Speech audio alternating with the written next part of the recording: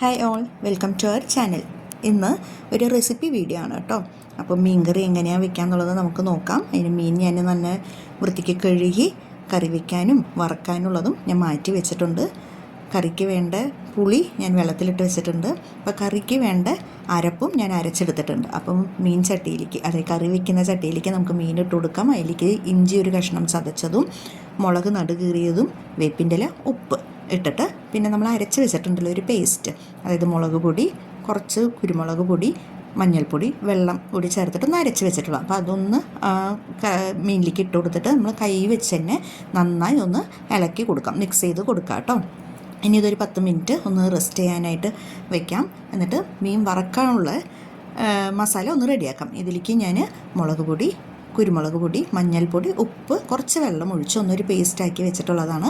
അപ്പോൾ നമുക്ക് ഓരോ കഷ്ണങ്ങൾ മീനെടുത്ത് നമുക്ക് നന്നായി ഒന്ന് മസാല പുരട്ടി അതൊന്ന് പാത്രത്തിലേക്ക് ആക്കിയിട്ട് ഫ്രിഡ്ജിലേക്ക് റെസ്റ്റ് ചെയ്യാനായിട്ട് വെക്കാം.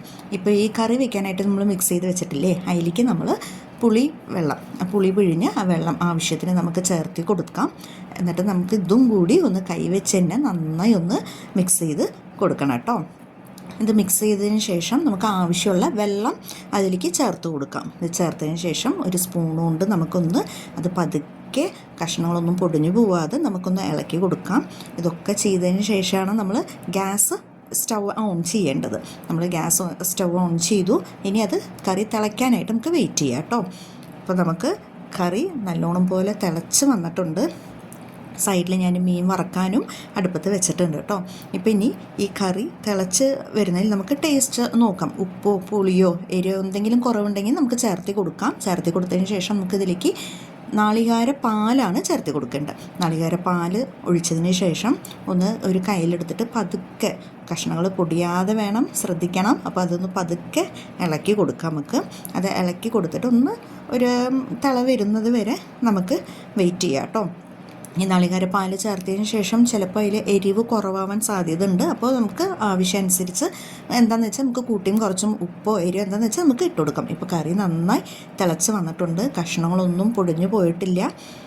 ഇനി നമുക്ക് ഇതിലേക്ക് ഉള്ളി കാച്ചി ഒഴിക്കണം. അപ്പോൾ ഒരു ചട്ടിയെടുത്ത് അടുപ്പത്ത് വെച്ചിട്ട് ചട്ടി ചൂടായതിന് ശേഷം അതിലേക്ക് എണ്ണ ഒഴിച്ച് ഒരു 2 മണി ഉലുവ ഇട്ട് കൊടുക്കാം. ഉലുവ ഇടുന്നത് കാരണം കറിക്ക് നല്ലൊരു സ്മെല്ലുണ്ടാവും.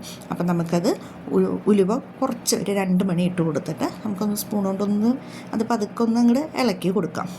അത് ഇളക്കി കൊടുത്തതിന് ശേഷം നമുക്ക് ചുവന്നുള്ളിയും വേപ്പിൻ്റെ ഇലയും ഇട്ട് നമുക്കതൊന്ന് മൂപ്പിക്കാം കേട്ടോ. ശ്രദ്ധിക്കേണ്ടത് കരിഞ്ഞു പോവാതെ വേണം ചെയ്യാൻ. ഉള്ളി ഒട്ടും കരിഞ്ഞു പോകാൻ പാടില്ല. ഒരു ഗോൾഡൻ ബ്രൗൺ ആവുന്നത് വരെ നമുക്കതൊന്ന് പതുക്കെ ഇളക്കി കൊടുക്കാം. നമുക്ക് ഈ ഉള്ളി ഗോൾഡൻ ബ്രൗൺ കളർ ആവുന്നത് വരെ നമുക്കൊന്ന് വെയിറ്റ് ചെയ്യാം കേട്ടോ. ഇപ്പോൾ നന്നായി ഒരു ഗോൾഡൻ ബ്രൗണായി മുരിഞ്ഞ് വന്നിട്ടുണ്ട് ഉള്ളി. നമുക്കിത് കറിയിലേക്ക് ഒന്ന് ആഡ് ചെയ്ത് കൊടുക്കാം. ഗ്യാസ് ഓഫ് ചെയ്തിട്ട് നമുക്ക് കറിയിലേക്ക് ആഡ് ചെയ്ത് കൊടുക്കാം. ഇത് ആഡ് ചെയ്തതിന് ശേഷം ഒന്ന് ചെറുതായിട്ട് മിക്സ് ചെയ്തിട്ട് നമുക്കത് അടച്ച് വയ്ക്കാം. ഇപ്പം മീൻ കറി റെഡിയായി, മീൻ വറുത്തതും റെഡി ആയിട്ടുണ്ട് കേട്ടോ. Thanks for watching.